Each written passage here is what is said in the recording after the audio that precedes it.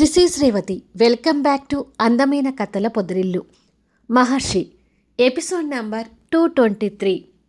Hotel room నుండి వచ్చాక తాన్యాకి గౌతమ్కి మధ్య ఏం జరుగుతుంది?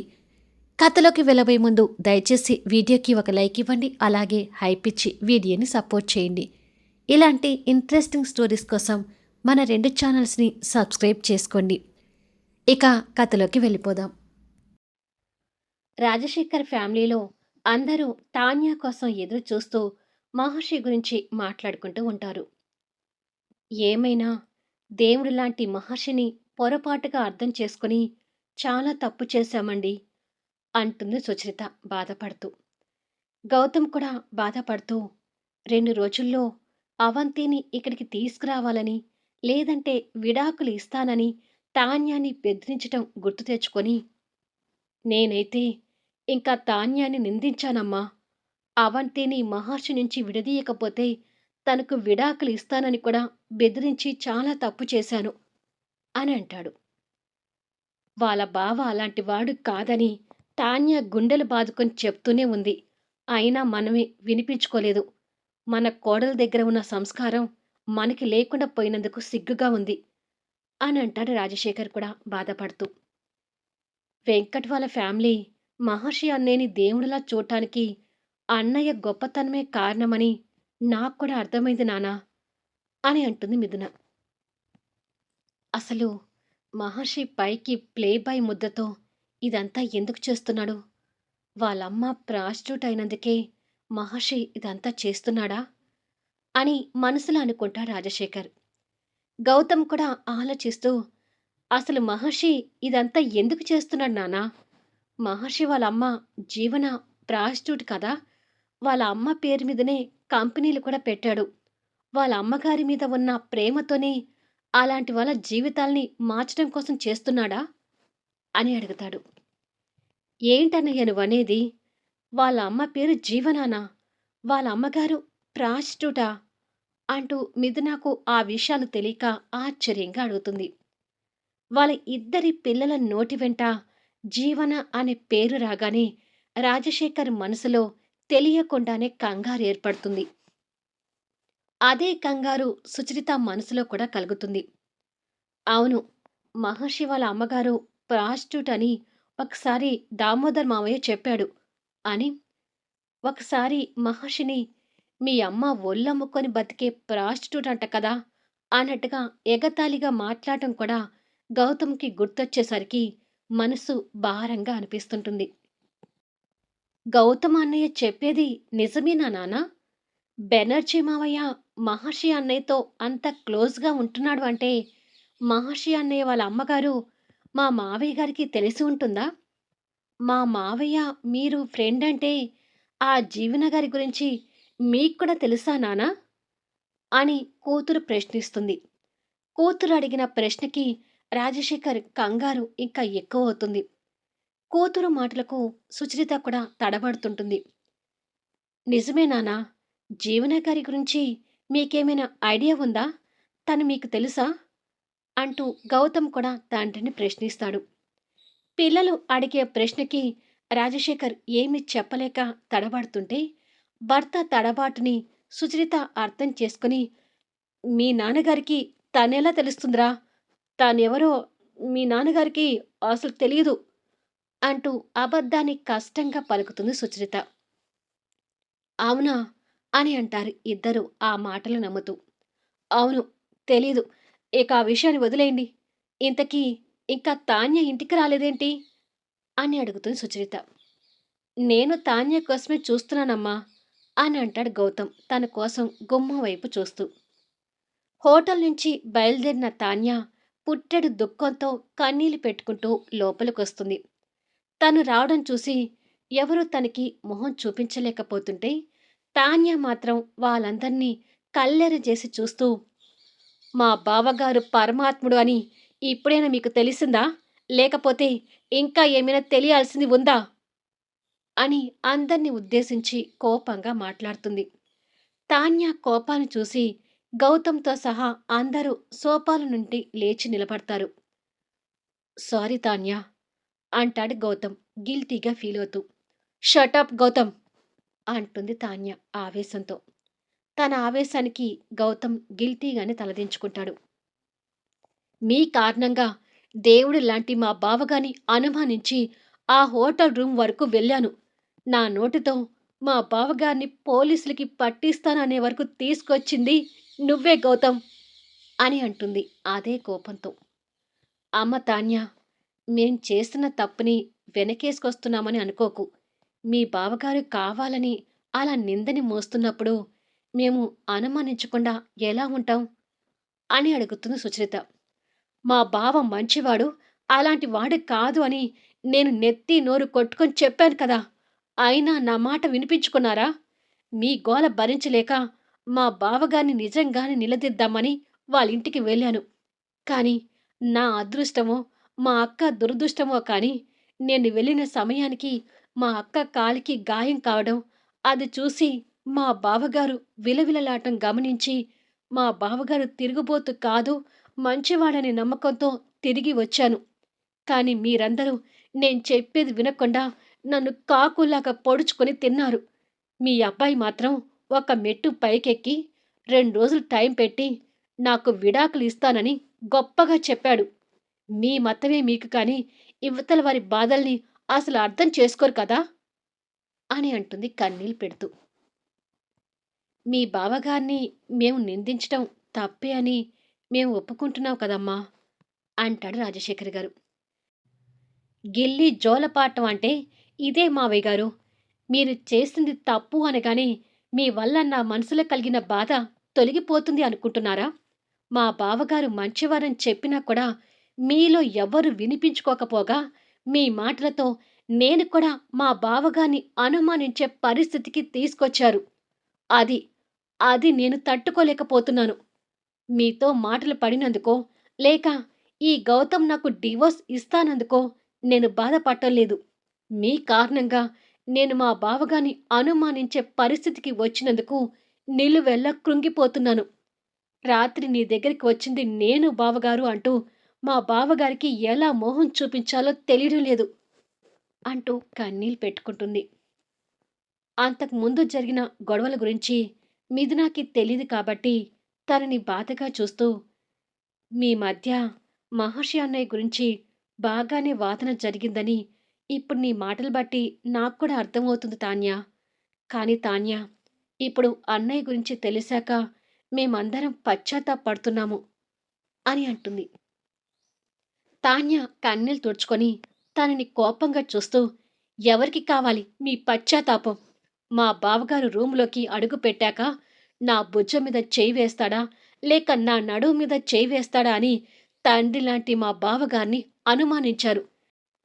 ఇప్పుడు చెప్పు, మీ కన్నీళ్ళు, మీ బాధ, మీ పశ్చాత్తాపం నా మనసులో మీ మీద ఉన్న ఆక్రోశాన్ని తొలగిస్తాయా అంటూ ప్రశ్నిస్తుంది. భార్య బాధను చూడలేక తాన్యా అంటూ గౌతమ్ దగ్గరికి రాబోతుంటే, అక్కడే నిలబడు గౌతమ్, దగ్గరికొస్తే చంపినా చంపేస్తాను అని అంటుంది నీళ్లు నిండిన కళ్ళతో ఆవేశపడుతూ. దాంతో గౌతమ్ అడుగులు అక్కడితో ఆగిపోయాయి. తను పడుతున్న బాధకి, ఉన్న ఆవేశానికి ఎవరూ మాట్లాడలేకపోతుంటారు. మా బావగారికి మీ కుటుంబంతో శత్రుత్వం ఉంది అనుకున్నప్పుడే నేను నిన్ను ఎందుకు ప్రేమించానో అనుకున్నాను. ఇప్పుడు కూడా అదే బాధపడుతున్నాను. ఎందుకు ఇలాంటి ఇంటికి కోడలుగా వచ్చానా అని ఇప్పుడు అనుక్షణం కుమిలిపోతున్నాను. ఐ హేట్ యూ గౌతమ్ అని అంటుంది అదే ఆవేశంతో. తాన్యా మాటల్ని గౌతమ్ తట్టుకోలేక బాధగా కళ్ళు మూసుకుంటాడు. తాన్యా కన్నీళ్లు పెట్టుకుంటూ అందరినీ కోపంగా చూస్తూ పైకి వెళ్ళిపోయింది. తాన్యా మాటలకి అందరి మొహాల్లోనూ రక్తం చచ్చిపోయింది. ఇక గౌతమ్ పరిస్థితి అయితే చెప్పలేము. మరి కాసేపటికి తను తన లగేజ్ తీసుకుని కిందికి రావటం అందరికీ కనిపిస్తుంటుంది. అది చూసి అందరూ కంగారు పడుతుంటారు. లగేజ్తో వచ్చిన తనను చూసి గౌతమ్ ఇంకా ఆందోళన పడుతుంటాడు. తాన్య లగేజ్తో కిందికొచ్చి వాళ్ళకి ఎదురుగా నిలబడింది. ఏంటమ్మా, లగేజ్తో వచ్చావు అని అడుగుతుంది సుచరిత. ఒక సుచరితే అడిగింది కానీ అందరిలోనూ అదే ప్రశ్న తాన్యాకి కనిపిస్తుంటుంది. తాన్య గౌతమ్‌ని కోపంగా చూస్తూ, నువ్వు నాకు డివోర్స్ ఇవ్వటం కాదు గౌతమ్. నేనే నీకు డివోర్స్ ఇస్తాను. గుడ్ బై అని చెప్పి వెళ్ళబోతుంటే అది చూసి గౌతమ్ భయపడుతుంటాడు. అమ్మ తాన్య, తొందరపడకు అంటాడు రాజశేఖర్.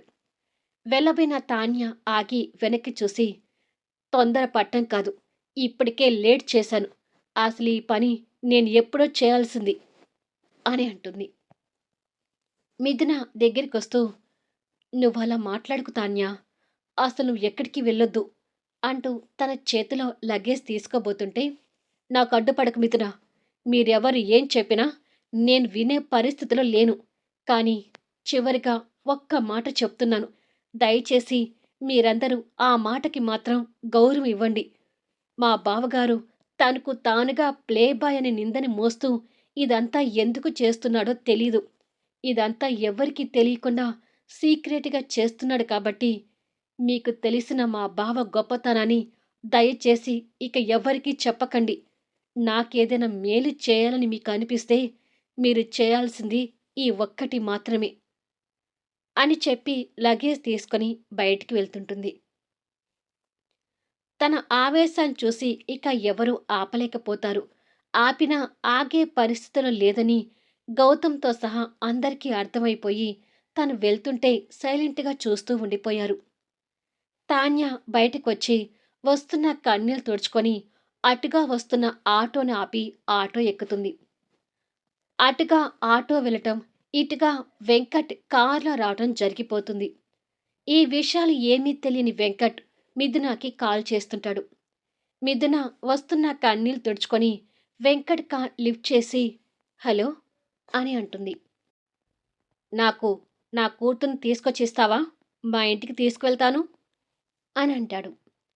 అలా వేరు చేసి మాట్లాడుతున్నందుకు మిథున బాధపడుతూ, నీ కూతురితో పాటు నేను వస్తున్నాను వెంకట్. ఒక్క 2 నిమిషాలు వెయిట్ చెయ్ అని చెప్పి ఫోన్ పెట్టేసి సోఫాలో పడుకున్న పాపని ఎత్తుకొని, ఎలాగైనా తాన్యాకి నచ్చచెప్పి తనని తీసుకురా అన్నయ్య అని అంటుంది. చెల్లెలి మాటకి గౌతమ్ ఉన్న బాధలో ఏమీ మాట్లాడలేకపోతాడు. వెళ్ళొస్తానమ్మా అని చెప్పి మిథున వెళ్ళబోతుంటే, వెంకట్‌ని లోపలికి రమ్మని చెప్పవే అంటుంది సుచరిత. చెప్పినా వెంకట్ రాడమ్మా. వెంకట్‌కి ఇంకా మన మీద కోపం పోలేదు అని అంటుండగా, వెంకట్ వెయిట్ చేయటానికి చిరాకు పడుతూ హారన్ కొడుతుంటాడు. వస్తానమ్మా అని చెప్పి మిథున పాపని ఎత్తుకొని బయటికి వెళ్తుంది. నా అల్లుడితో పాటు నా కోడలు కూడా ఈ ఇంటికి దూరమైంది అని అనుకొని రాజశేఖర్ మనసులో బాధపడుతుంటాడు. మిథున పాపతో వచ్చి కారులో కూర్చుంటుంది. రాత్రి నుంచి వెంకట్ కూతుర్ని చూడకపోయేసరికి కూతుర్ని మిస్ అయిన భావంతో నవ్వుతూ తన్ని ఎత్తుకొని, అమ్మ రాజీ, ఈ డాడీని వదిలిపెట్టి ఎలా ఉన్నావురా అంటూ పాపని ముద్దు చేస్తుంటే రాజీ కూడా తండ్రిని చూసిన సంతోషంలో కేరింతలు కొడుతుంటుంది. వెంకట్ అలా పాపకి ముద్దు పెడుతూనే అనుకోకుండా మిథున వైపు చూసేసరికి తను డల్లుగా ఉండటం గమనిస్తాడు. ఏమైందని కూడా అడగకుండా తనకి పాపనివ్వబోయాడు. మిథున వస్తున్న కన్నీళ్ళు కంట్రోల్ చేసుకుంటూ పాపని తీసుకుంటే వెంకట్ కారు స్టార్ట్ చేసుకుని బయలుదేరాడు. దారిలో వెళ్ళినంతసేపు పాప నవ్వుతూ కేరింతలు కొడుతున్నా మిథున ఉన్న బాధలో అదంతా పట్టించుకోకుండా ముభావంగా ఉండటం వెంకట్ గమనిస్తూనే ఏమేముంటుంది తనకి అని మనసులో అనుకొని డ్రైవ్ చేస్తూ వెళ్తుంటాడు. కొద్దిసేపటికి ఇంట్లోకి చేరుకుంటారు. మనవరాలు రాగానే తులసి బెనర్జీ గారు తన దగ్గర నుంచి మనవరాలు ఎత్తుకొని ముద్దు చేస్తుంటారు. మిథున బాధపడుతూ ముభావంగా అక్క నుండి రూంలోకి వెళ్ళబోతుంటే, అమ్మ మిథున అంటూ తులసి తనని పిలుస్తుంది. మిథున వెనక్కి తిరిగి, ఏంటత్తయ్యా అని అడుగుతుంది. ఏంటమ్మా అలా ఉన్నావు అని అడుగుతుంది తులసి. మిథున అక్కడ జరిగిన విషయాలు ఏవి చెప్పలేక బాధపడుతుంటే, మిథునాని నువ్వేమైనా అన్నావా వెంకట్ అంటూ తులసి కాస్త కోపంగా వెంకట్ని అడుగుతుంది. నేనేమి అనలేదు. కారులోకొచ్చి కూర్చున్న దగ్గర నుంచి తను అలాగే ఉంది అని అంటాడు. మరెందుకమ్మా అలా ఉన్నావు అని అడుగుతాడు బెనర్జీ గారు కోడల్ని చూస్తూ. మిథున చెప్పలేక కన్నీళ్లు పెట్టుకుంటూ ఉంటుంది. కన్నీళ్ళు పెడుతున్న తన వైపు తులసి బెనర్జీ గారు జాలిగా చూస్తుంటే, వెంకట్ మాత్రం తనని కోపంగానే చూస్తూ, "అడిగిన దానికి సమాధానం చెప్పకుండా ఆ కన్నీళ్ళేంటి?" అంటూ సీరియస్ అవుతాడు. మిథున కన్నీళ్ళు తుడుచుకొని, భార్యనైనా నా మాటకి కూడా గౌరవం ఇవ్వకుండా మహర్షి మహర్షి అని మీరెందుకు మహర్షి అనే పాట పాడారో నాకు బాగా అర్థమైంది వెంకట్ అని అంటుంది. తన మాటలు ముగ్గురికి అర్థం కానట్టుగా చూస్తుంటారు. అసలు ఏం మాట్లాడుతున్నావమ్మ నువ్వు? ఎందుకు అంతగా కన్నీళ్ళు పెడుతున్నావు? ఏం జరిగింది? అంటూ తులసి తన్ని దగ్గరకు తీసుకుని అడుగుతుంది. తాన్య మా అన్నయ్య మీద కోపంతో ఇంటి నుండి వెళ్ళిపోయింది అని చెప్తుంది. తన మాటలకి ముగ్గురు షాక్ అవుతుంటారు. వెంకట్ కొన్ని క్షణాలు ఆలోచించి తనని కోపంగా చూస్తూనే, తాన్య ఇంటి నుండి వెళ్ళిపోయే వరకు వచ్చిందంటే ఏదో బలమైన కారణమే ఉండి ఉండాలి. ఏంటి ఆ కారణం? తాన్యని ఏమన్నారు? అంటూ వెంకట్ సీరియస్‌గానే తనని నిలదీస్తాడు. 2 రోజులుగా మా అన్నయ్యకి, తాన్యకి మధ్య పెద్ద వాదన జరుగుతూ వచ్చింది వెంకట్. అంటూ అక్కడ జరిగిన విషయాలను చెప్తూ, మీ బావగారు ప్లే బాయ్ అని గౌతమ్ అన్నయ్య తాన్యాని తిడుతుంటే, మహర్షి అన్నయ్య గురించి పూర్తిగా తెలుసుకోవాలనే ఉద్దేశంతో రాత్రి తాన్య ప్రాస్టిట్యూట్‌గా మహర్షి అన్నయ్య హోటల్ రూమ్‌లోకి వెళ్ళింది అని అంటుంది. అది విని ముగ్గురు ఒక్కసారిగా షాక్ అవుతారు. "ఏం మాట్లాడుతున్నావు నువ్వు?" అంటూ వెంకట్ ఇంకాస్త సీరియస్ అవుతాడు. మిథున ఇక అక్కడ జరిగిన విషయాలన్నీ పూర్తిగా చెప్తుంటుంది. అంతా విన్నాక బెనర్జీ కంగారు పడుతుంటే వెంకట్ తనని కోపంగా చూస్తూ, ఛీ! మీ ఇంటితో బంధుత్వం కలుపుకున్నందుకు నేను తాన్య దురదృష్టవంతులు అనుకోవాలి అంటూ కోపడ్డాడు. నువ్వాగరా కాస్త అని బెనర్జీ గారు కొడుకుని మందలించి, ఇప్పుడు తాన్య ఎక్కడికి వెళ్ళిందమ్మా అని అడుగుతాడు. అదే సమయంలో తాన్య కన్నీళ్లు పెట్టుకుంటూ మహర్షి ఇంటి ముందు ఆటో దిగుతుంది. మళ్ళీ నెక్స్ట్ వీడియోలో కలుద్దాం. తాన్య జరిగిన విషయం మహర్షికి చెప్తుందా? ఈ సంఘటన తర్వాత రాజశేఖర్, గౌతమ్ మహర్షిని కలిసే సందర్భాలు వస్తాయా? నిజంగానే తాన్య గౌతమ్‌కి విడాకులు ఇస్తుందా? తాన్యని వదిలి గౌతమ్ ఉండగలుగుతాడా? అద్భుతమైన కథనంతో ఆసక్తికరంగా సాగే కథా వీడియోస్‌ని మిస్ కాకుండా చూడండి. కథ నచ్చితే దయచేసి లైక్ చేయండి, హైప్ ఇవ్వండి. మీ అమూల్యమైన కామెంట్స్ షేర్ చేయండి. Thank you for listening.